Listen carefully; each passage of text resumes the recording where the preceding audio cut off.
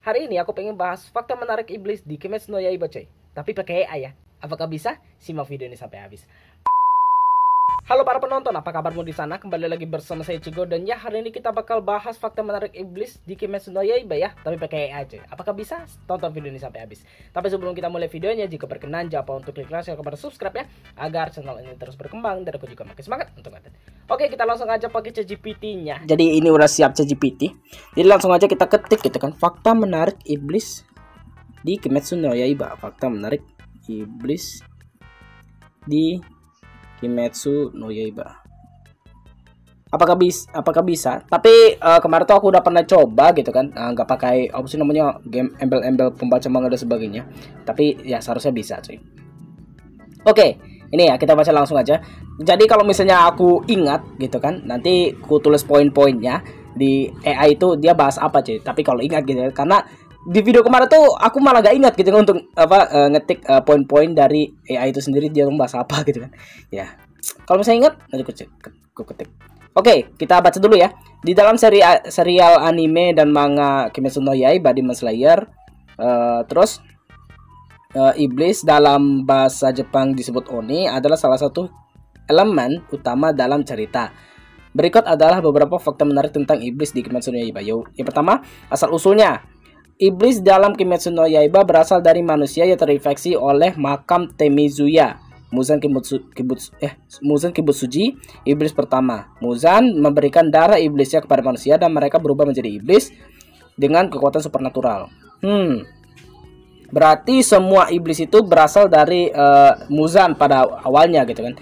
Tapi kalau misalnya apa sih namanya?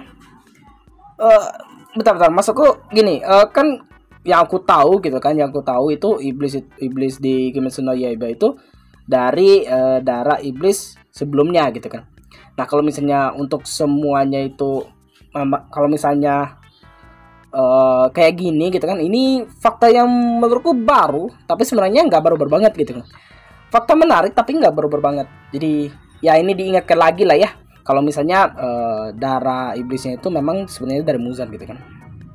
Oke, yang kedua, kekuatan iblis. Ya kalau misalnya aku agak terbata-bata, sorry ya, karena ini nggak pakai skrip. Jadi ya sorry aja lah ya kalian.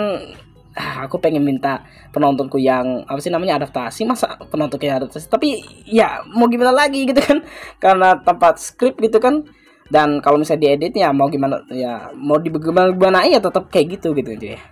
Ya sorry aja lah ya. Kita langsung aja ya, pokoknya kita seru-seruan aja lah ya, nggak usah pikirin apa kata-kataku.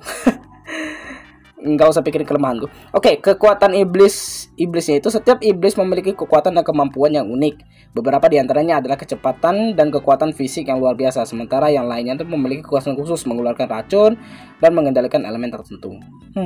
Ini menarik sih. Ya sama kayak Muzan tadi. Ini bukan sesuatu hal yang baru, tapi ini menarik gitu kan.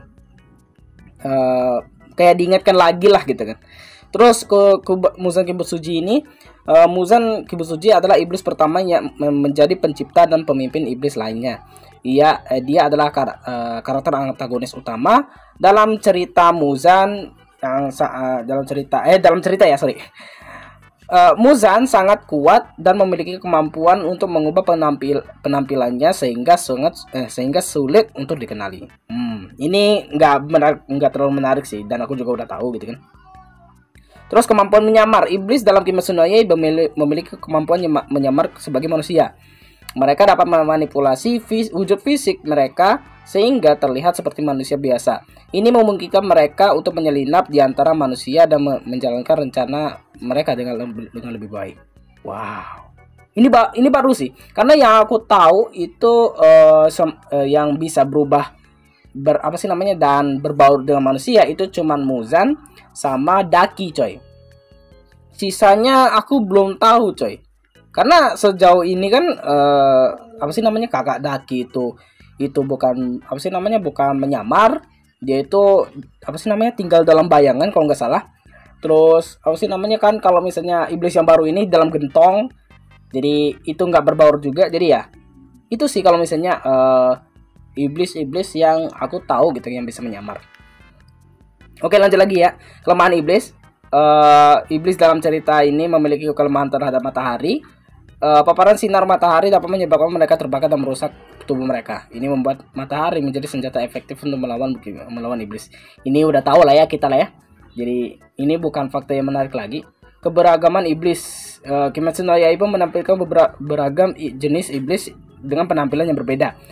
Mereka memiliki wujud yang mengerikan dengan ciri-ciri unik seperti tanduk, kulit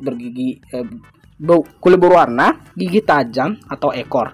Setiap iblis memiliki penampilan dan mencerminkan karakteristiknya masing-masing. Ini bukan hal yang baru tapi kita diingatkan lagi, jadi ini menarik.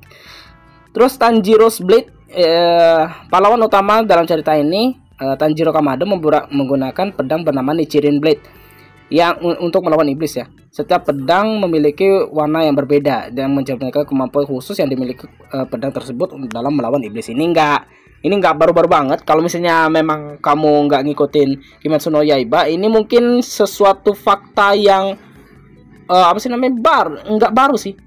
Ya kayak diingatkan lagi lah kalau misalnya nama pedang itu Nichiren gitu kan. Tapi aku udah kemarin aku memang dulu nggak ingat ya nama pedangnya. Cuman pas di season 3 aku diingatkan lagi sama fandom atau komunitas FP-nya itu, atau mungkin di S3-nya itu memang S3 atau S4 sih aku lupa. Itu ada penjelasan di di animenya gitu. Aku lupa tapi udah diingetin kalau misalnya nama pedang itu Nichiren ya. Kayak gitu.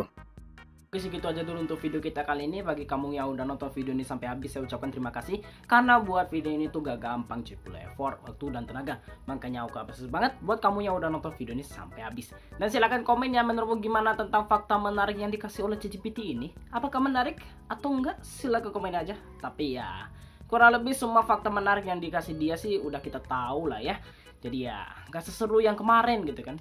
Dan jangan lupa untuk klik like, share, komen, subscribe, dan sampai jumpa di video selanjutnya. Mata nih. Ya kalau misalnya kalian tanya kenapa bajuku ganti gitu kan, dan ganti siang gitu kan, ya karena memang udah ganti hari coy. Rekamannya yang rusak ya. Sialan udah. Jadi endingku rusak coy, jadi ya harus rekam ulang gitu kan. Emang anjing nih Sony ya, aduh. Males banget aku coy. Kalau record lebih dari 20 menit rusak dia coy.